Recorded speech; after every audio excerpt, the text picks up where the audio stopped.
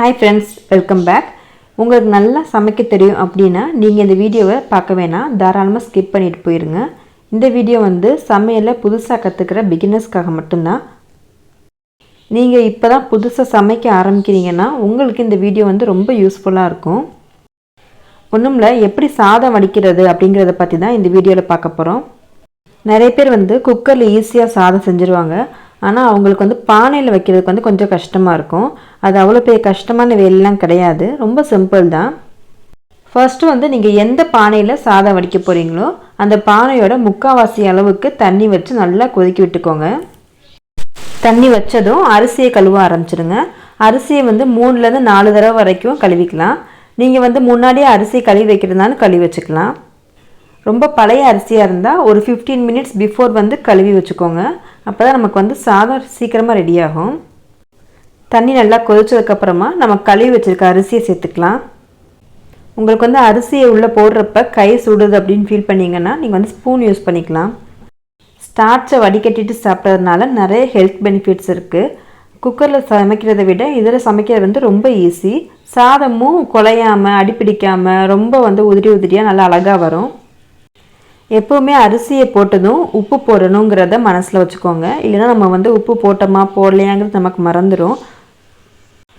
உப்பு வந்து இந்த அளவு தான் போடணும்னு சொல்லிட்டு நம்ம 2-3 தடவை சமைச்சோம்னா பழகிடும். ஃபஸ்ட்டு வந்து கொஞ்சமாகவே போடுங்க, பத்தலைன்னா பார்த்துட்டு போட்டுக்கலாம். நீங்கள் சாதத்தில் உப்பு சேர்க்க மாட்டிங்கன்னா உப்பு போட வேணாம், விட்டுருங்க. இப்போ இது நல்லா கொதிக்கட்டும். ஸ்டார்டிங்கில் மட்டும் ஹை ஃப்ளேமில் வச்சுக்கோங்க. நல்லா கொதிக்க ஆரம்பித்ததுக்கப்புறமா மீடியமில் வச்சுக்கோங்க. எப்போவுமே ரொம்ப சிம்மில் வச்சு சாதத்தை வேக விடாதீங்க. அந்த மாதிரி வேக விட்டிங்கன்னா கஞ்சி மாதிரி கொலன்னு ஆயிரும்.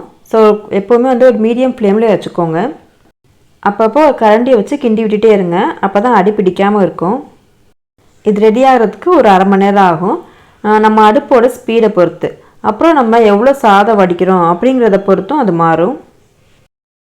இப்போ ஒரு 15 மினிட்ஸ் போல் ஆயிடுச்சு. சாதம் வந்து ஓரளவுக்கு வெந்துருச்சு. சாதம் வெந்திருச்சான்னு பார்க்குறதுக்கு ஒரே ஒரு சோறு எடுத்து தொட்டு பாருங்கள், நமக்கு தெரிஞ்சிடும்.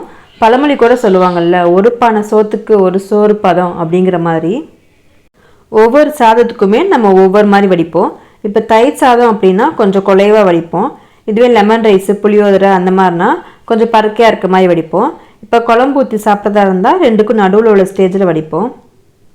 ஸோ நமக்கு எந்த மாதிரி சாதம் வேணுங்கிறத டிசைட் பண்ணிவிட்டு அந்த ஸ்டேஜ் வந்ததும் நம்ம வந்து ஸ்டவ் ஆஃப் பண்ணிக்கலாம்.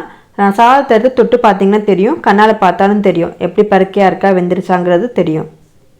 சாதம் வேகிறப்ப தண்ணி இல்லைன்னா கொஞ்சம் ஆட் பண்ணிக்கோங்க. தண்ணி இல்லாமலே வெந்துச்சுன்னா களி மாதிரி ஆகிடும், இல்லைன்னா அடி பிடிச்சிரும். ஸோ தண்ணி பார்த்து ஆட் பண்ணிக்கோங்க. இப்போ வந்து நல்லா குக் ஆகிடுச்சு. ஸோ கரெக்டான ஒரு மூடி போட்டு மூடிக்கிறேன். சாதம் வடிக்கிறதுக்கு கண்டிப்பாக அந்த மூடி கரெக்டான சைஸில் இருக்கணும், பெருசாகவோ சின்னதாகவோ இருக்கக்கூடாது. நான் எப்போவுமே இந்த ரைஸ் குக்கர் சட்டி தான் யூஸ் பண்ணுவேன். ரைஸ் குக்கரோட கிடைக்கும்னா அந்த சட்டி தான் யூஸ் பண்ணிகிட்ருக்கேன்.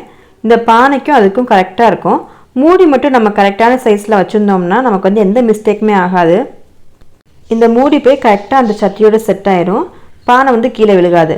இப் சப்போஸ் உங்கள்கிட்ட இந்த மாதிரி சட்டி இல்லைன்னா நீங்கள் வந்து ஏதாவது டீ சட்டி இல்லை ஏதாவது ஒரு பெரிய சட்டி, இந்த பானையோட கொஞ்சம் பெருசாக இருக்கிறத நம்ம எடுத்துக்கலாம். இந்த மாதிரி கவுத்துனதுக்கப்புறமா நீங்கள் திருப்பி அதை வந்து நிமித்தி வைக்கக்கூடாது. அந்த மாதிரி நிமித்தி வைக்கிறப்ப சாதம் வந்து தண்ணி விட்ட மாதிரி ஆயிரும். இப்போ இதை டிஸ்டர்ப் பண்ணாமல் அப்படியே ஒரு 20 மினிட்ஸ்க்கு விட்டுருங்க. தானாகவே தண்ணியெல்லாம் ஃபுல்லாக வடிஞ்சிடும், நம்ம வந்து பிடிச்சிட்டே நிற்கணும்னு தேவையில்லை. இப்போ பார்த்திங்கன்னா தண்ணி ஃபுல்லாக ட்ரைன் ஆகிடுச்சு. எவ்வளோ தண்ணி வந்திருக்குன்னு பாருங்கள். சாதத்தில் ஒரு சொட்டு தண்ணி கூட இருக்காது. இந்த மாதிரி வடிக்கிறதுனால சாதம் நல்லா உதிரியாக வரும். இப்போ இதை நிமித்திட்டு ஒரு தடவை குலுக்கி விட்டுட்டு வச்சுருங்க.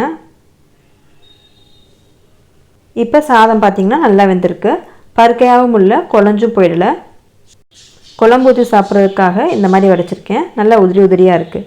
இப்போ உங்கள்கிட்ட அந்த மாதிரி ரைஸ் குக்கர் சட்டி அதெல்லாம் இல்லைன்னா நீங்கள் வந்து இந்த மாதிரி டீ சட்டி கூட எடுத்துக்கலாம். இப்போ உங்ககிட்ட வடிக்கிறதுக்கு கரெக்டாக செட் ஆகிற மாதிரி சட்டி இல்லை அப்படின்னா இந்த மாதிரி டீ சட்டி வந்து எல்லா வீட்லேயுமே இருக்கும். இதை வச்சு நம்ம கவுத்திக்கலாம்.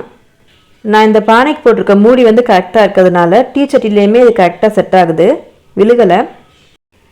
சப்போஸ் உங்களுக்கு வந்து சரியாக செட் ஆகலை, கீழே விழுந்துச்சுன்னா மூடி பெருசாக இருந்ததுன்னா கண்டிப்பாக கீழே விழுகும். நம்ம வந்து அந்த மாதிரி கீழே விழுகிறப்ப ஒரு டம்ளர் வச்சு செட் பண்ணிக்கலாம். அந்த மூடிக்கும் அந்த சட்டிக்கும் நடுவில் வந்து ஒரு டம்ளர் வச்சுருங்க. எனக்கு வந்து சாதம் சூடு இல்லை, நீங்கள் வந்து துணி வச்சு பிடிச்சிக்கோங்க, கண்டிப்பாக வந்து சாதம் சூடாக இருக்கும். டம்ளர் வந்து நல்லா டைட்டாக வச்சுருங்க, இந்த மாதிரி வச்சுட்டா விழுகாது கண்டிப்பாக. பட் நீங்கள் வடிக்கிறதுக்கு முன்னாடியே டம்ளர் எடுத்து பக்கத்தில் வச்சுக்கணும்.